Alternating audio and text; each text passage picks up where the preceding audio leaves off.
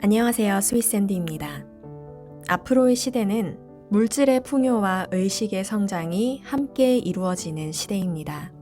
부자는 이기적이고 탐욕스러우며 돈을 벌기 위해 수단과 방법을 가리지 않는다고 생각하시나요? 반대로 철학가나 명상가들은 정신적인 것만이 가장 고결하고 추구할 가치가 있고 올바르다고 여기며 살고 있을까요? 이러한 이분법적인 시대는 지나갔습니다. 오늘날 우리는 그리고 시대의 흐름은 이 둘의 긍정적인 통합을 원하고 있습니다. 그게 과연 가능하냐고요? 분명히 가능합니다. 오늘은 백만장자 마인드 중에 중요하다고 생각하는 마인드 하나를 여러분께 공유하려고 합니다. 그럼 바로 읽어볼게요. 부자는 내 인생은 내가 만든다고 믿습니다. 반면 가난한 사람은 인생은 우연히 만든다고 믿습니다. 부자가 되고 싶으면 당신의 삶의 운전대를 쥐고 있다고 믿으세요. 내 인생의 운전대, 특히 경제적인 삶의 운전대는 내가 쥐고 있다고 믿어야 합니다. 이런 믿음이 없다면 자기 인생을 통제할 능력이 없다고 주저하고 있는 것이며 경제적인 성공을 위해 할 수 있는 일이 없다고 생각하는 것입니다. 이것은 부자의 태도가 아닙니다. 큰 돈을 들여 복권을 사는 사람들은 대개 가난한 사람들이라고 합니다. 그들은 다른 누군가의 힘으로 자기 번호가 뽑혀서 부자가 될 수 있을 거라고 믿습니다. 토요일 저녁 텔레비전 앞에 앉아 번호가 나오는 과정을 초조하게 지켜보며 돈벼락이 떨어지기를 고대합니다. 물론 어느 누가 1등에 당첨되고 싶지 않겠습니까? 부자들도 가끔은 재미삼아 복권을 삽니다. 하지만 우선 그들은 그런 종이 조각에 한 달 수입의 절반을 쏟아붓지 않으며 둘째, 그들은 로또 당첨을 부자가 되는 최우선 전략으로 삼지 않습니다. 여러분을 성공하게 해줄 수 있는 사람은 여러분 자신입니다.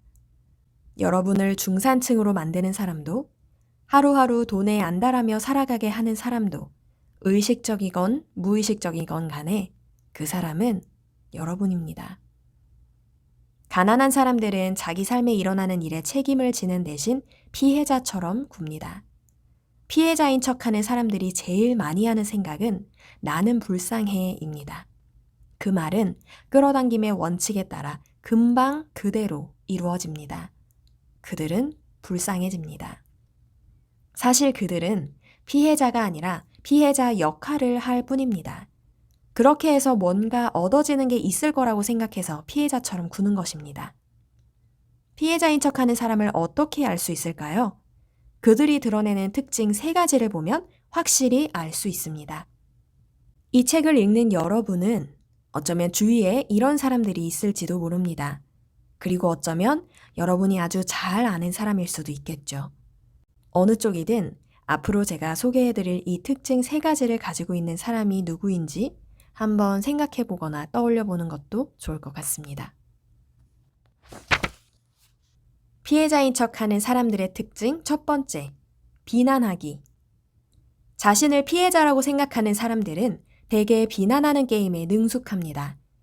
부자가 못 되는 이유에 대해 자신에게 손가락질이 돌아오지 않게 되도록 많은 사람과 되도록 많은 환경에 손가락질을 합니다. 피해자들에게 그것이 재미있는 놀이일 수 있습니다. 하지만 운 나쁘게 그 주위에 있어야 하는 사람들에게는 즐겁지만은 않은 일입니다. 주위에 있는 사람들이 가장 손쉬운 관역이 되기 때문입니다. 피해자들은 경제를 탓합니다. 정부를 탓합니다. 주식시장을 탓합니다. 증권사 직원을 탓하고 직원들을 탓하고 상사를 탓합니다. 회사의 경영진을 탓하고 상류층을 탓하고 고객 지원센터를 탓합니다. 배송부서를 탓하고 함께 사업하는 동업자를 탓하고 자신의 배우자를 원망합니다. 그리고 때로 신을 원망하기도 하죠. 그리고 당연히 그들의 부모를 원망합니다. 이렇게 비난과 원망의 대상은 언제나 다른 사람이거나 다른 무엇입니다. 그들 자신을 제외한 모든 상황과 모든 사람에게 문제가 있다고 여깁니다. 피해자인 척하는 사람들의 특징 두 번째, 합리화하기. 피해자인 척하는 사람들은 비난하지 않을 때는 자기 상황을 합리화하거나 정당화합니다. 돈은 별로 중요한 게 아니야. 이런 식의 말로 말이죠. 남편이나 아내에게, 남자친구나 여자친구에게, 동업자나 친구에게 넌 내 인생에 별로 중요하지 않아 라고 말하면 당신의 곁에 어느 누가 오래 남아있을까요? 돈도 마찬가지입니다. 세미나를 진행하다 보면 항상 이런 말을 하는 사람들이 있습니다. 인생의 돈이 그렇게 중요한 건 아니잖아요. 그러면 그 사람의 눈을 똑바로 쳐다보며 이렇게 물어봅니다. 당신은 무일 뿐이시군요. 그렇죠? 그러면 그들은 흔히 시선을 내리깔고 이런 식의 대답을 합니다. 경제적으로 조금 힘들긴 하죠. 그러면 나는 이렇게 반박합니다. 아니요. 지금만 그런 게 아니라 항상 그랬을 겁니다. 항상 무일 뿐이었거나 비슷했을 겁니다. 안 그래요? 이쯤에서 그들은 고개를 끄덕이며 자리로 돌아갑니다. 그제야 돈을 하찮게 여기는 생각이 자신의 삶에 얼마나 큰 파국을 몰고 왔는지 깨닫고는 배울 준비를 합니다. 돈을 중요하지 않은 것으로 여기면 당연히 그것을 갖지 못합니다. 친구들에게 이 방법을 한번 써먹어 보세요. 돈은 중요하지 않다고 말하는 친구가 있다면 이마에 손을 얹고 마치 예언가처럼 시선을 들어올리며 소리쳐 보세요. 너 돈 없구나? 친구가 기겁을 하며 물을 겁니다. 어떻게 알았어? 노골적으로 이야기하겠습니다. 돈이 중요하지 않다고 말하는 사람은 돈이 없는 사람입니다. 부자들은 돈의 중요성을 알고 있습니다. 가난한 사람들은 아무 상관없는 비교를 하면서 그들의 경제적 무능을 입증합니다. 돈보다 사랑이 중요하지. 이렇게 되지도 않는 반박을 합니다. 이게 무슨 비교가 되나요? 이건 마치 팔이 더 중요하냐, 다리가 더 중요하냐 이렇게 묻는 것과 마찬가지입니다. 둘 다 중요합니다. 사랑이 세상을 돌아가게 하는 원동력이 될 수는 있지만 병원이나 교회나 집을 지어주지는 못합니다. 누구 입에 밥을 넣어줄 수도 없고요. 사랑으로 관리비를 내겠다고 제안해보세요. 가능할 것 같나요? 아니면 은행에 뛰어들어가서 사랑을 저금하겠다고 얘기해보세요. 어떤 일이 벌어질까요? 아마 은행에서 쫓겨나겠죠. 부자들은 돈을 하찮게 생각하지 않습니다. 피해자인 척하는 사람들의 특징 세 번째, 불평하기.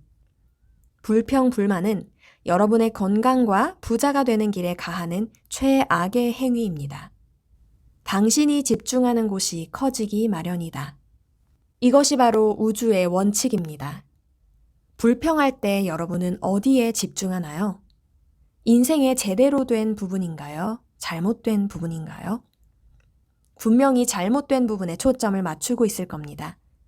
집중하는 곳은 커지기 마련이니까 잘못된 부분이 점점 늘어날 겁니다. 자기계발 분야의 지도자들은 유인력의 원칙을 이야기합니다. 비슷한 것끼리는 잡아당기게 되어 있습니다. 여러분이 불평을 하면 자기 인생에 쓰레기들을 끌어들이고 있다는 뜻입니다. 불평 많은 사람들의 인생은 고달픕니다. 잘못될 가능성이 있는 일은 뭐든지 잘못되는 것 같습니다. 불평이 많은 사람들은 그렇게 불평만 하니까 인생이 자꾸만 꼬이는 겁니다.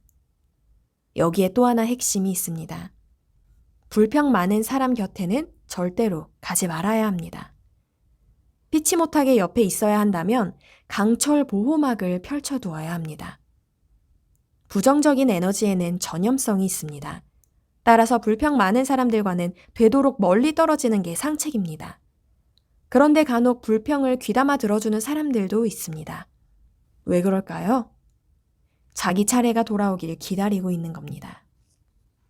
삶의 쓰레기에 초점을 맞추지 않고 쓰레기를 끌어들이지 않을 때 삶은 정말로 경이로워질 수 있습니다.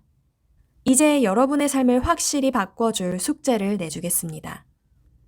앞으로 일주일간 절대로 불평하지 말아보세요.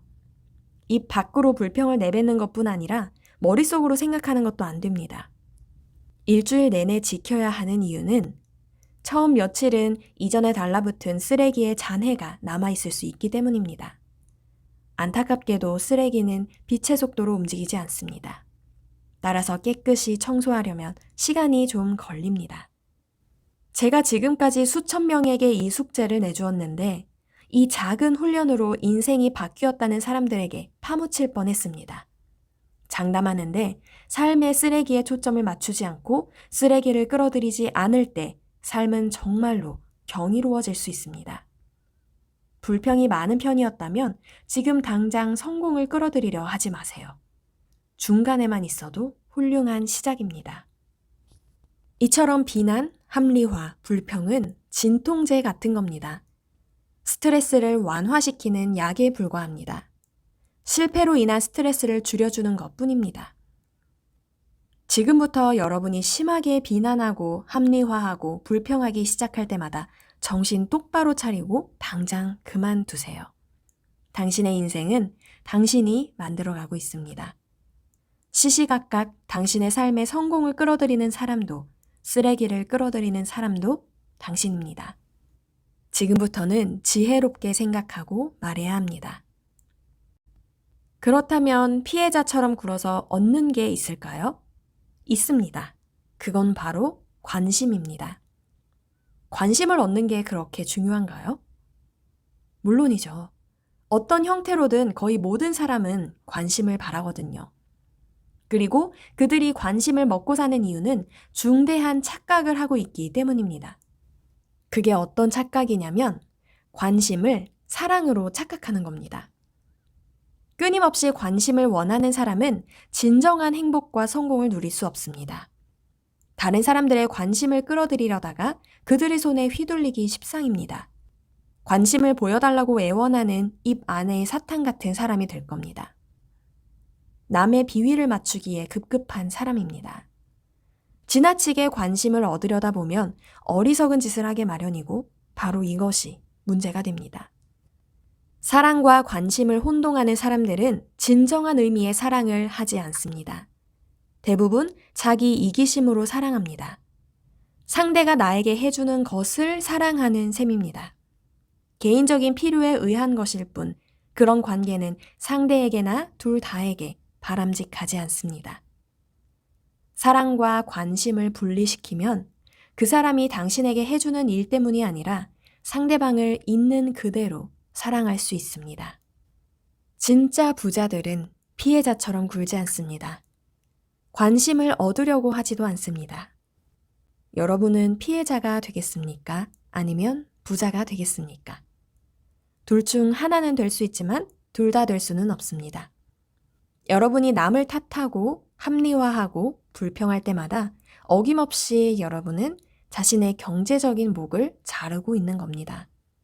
더 점잖고 부드러운 비유를 해달라고요? 그건 기대하시면 안 됩니다.